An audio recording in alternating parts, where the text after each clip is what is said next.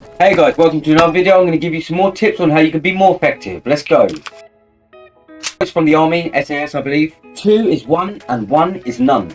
It's the saying goes where you should always have a backup plan. Things are prone to failure and you should always be prepared for that. Always have a backup plan just in case.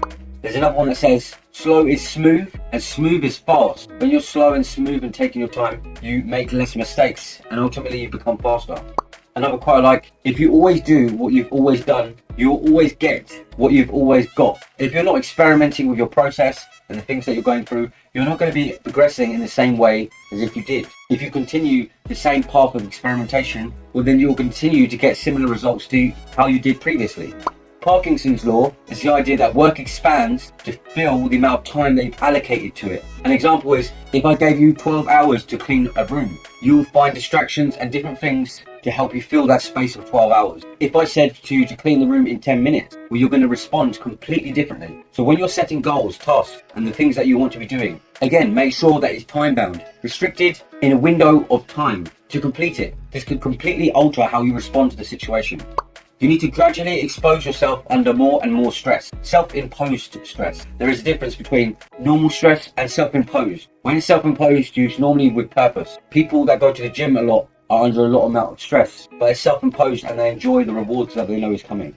So the same in training of progressive overloading, progressively adding more and more weight over time. You should do the same with self-development, adding more and more stress over time. Take pride in the process as well as just thinking about the results. You need to ask yourself, with the tasks that you're doing on a day-to-day basis, how valuable is it to my company? How valuable is it in aligning to my ultimate goals?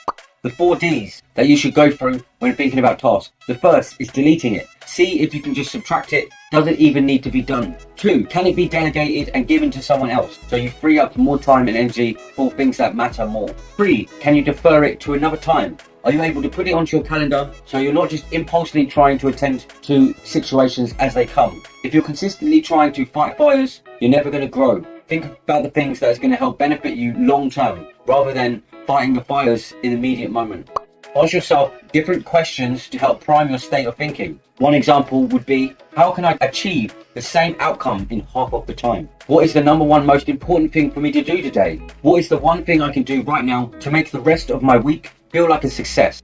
Mistakes can be like ice. If we resist them, we keep slipping into a posture of defeat. If we include mistakes in our definition of performance, we are more likely to glide through them and appreciate them. Failure is part of the process. You need to anticipate it.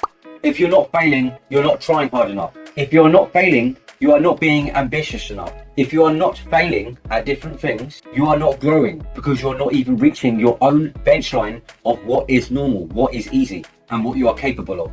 Sleep cycles happen in 90-minute intervals, going through 3 stages of sleep. When you complete a cycle, you wake up for a split second and go back to sleep without even noticing it. In that time, if you need the toilet, that's why you wake up in the middle of the night. Considering that sleep happens in 90-minute cycles, I believe the optimal time for sleeping is around 7.5 hours, because that would be the completion of the last 5th cycle. There's 24 hours in a day, yet you're only really awake for around 16.5 hours. 1 hour of those 16.5 hours is equivalent to 6.6% of your day. 30 minutes is 3.3% of your day. Now you need to think, what is there that I'm putting off for 30 minutes a day that I know will benefit me? Remind yourself that it's only 3% of your day. So your exercising, your reading habits, if you wanted to learn how to cook or a new language, 30 minutes a day is only equivalent of 3.3% of the time you are awake. And I believe that is a sign that's an inexcusable thing to say that you haven't got enough time. You make time. People watch a lot of TV. Make time for the things that matter. Try to avoid watching so much TV and instead pick up a book on a new language. Something that's going to help excel you in your career. Something that universally is going to help you across multiple dimensions. It could be on how you self-assess, because this can be reapplied into multiple situations. It could be meta-learning, learning how to learn. I've spent a great deal of time looking into this sort of thing and I find it fascinating. You can Google things like mnemonics, which is encoding information into new ways that helps your brain. Always set your goals and give yourself forfeits for if you don't complete them. The sword of Damocles. You need to be willing to sit under your own metaphorical sword that could fall at you at any moment.